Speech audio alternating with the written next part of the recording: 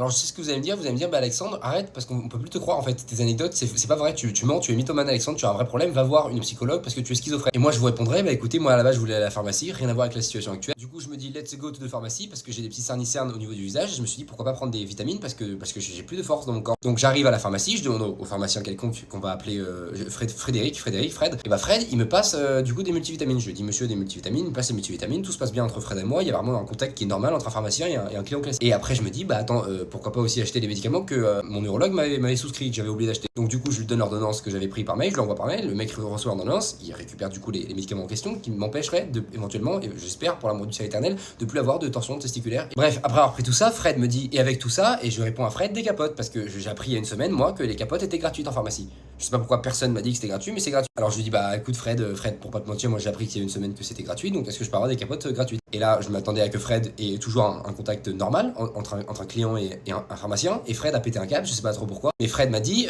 petit coquin. Voilà, il m'a dit mot pour mot petit coquin. Fred a 45 ans, Fred est bizarre. Fred me fait désormais peur, Fred me donne des envies de partir de la pharmacie et courir en courant dans ma chambre directement. Alors du coup, je rétorque à Fred, comment ça Fred? Fred, qu'est-ce qui se passe? Pourquoi t'es en train de péter un câble? T'étais normal il y a 2 secondes et là tu es vraiment effrayant. Fred me dit mot pour mot, j'ai compris à quel jeu tu jouais. Je lui dis bah Fred, on n'est pas sur la même longueur d'onde là parce qu'il y a un truc qui cloche en 2 cloches. Fred m'a dit mot pour mot, j'ai compris ton petit jeu.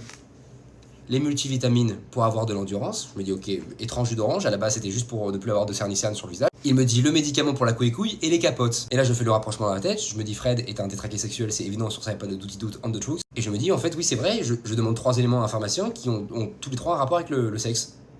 Et en même temps, le loup albanais est sorti, donc à un moment donné, il faut dire les choses. Et du coup, je lui réponds ah non, c'est pas ce que vous croyez. À Fred, je dis ça à Fred. J'ai juste appris il y a une semaine que les capotes étaient gratuites, et du coup, je voulais essayer. Et puis les vitamines, c'est parce que je vais à la salle le matin. Et bref, je commence à me justifier de manière frénétique. Et je vous jure que Fred était sûr de lui. Il dit non, mais t'inquiète, j'ai eu ton âge et tout. Mais Fred, t'as pété un câble. Fred, j'avais envie de lui dire frérot.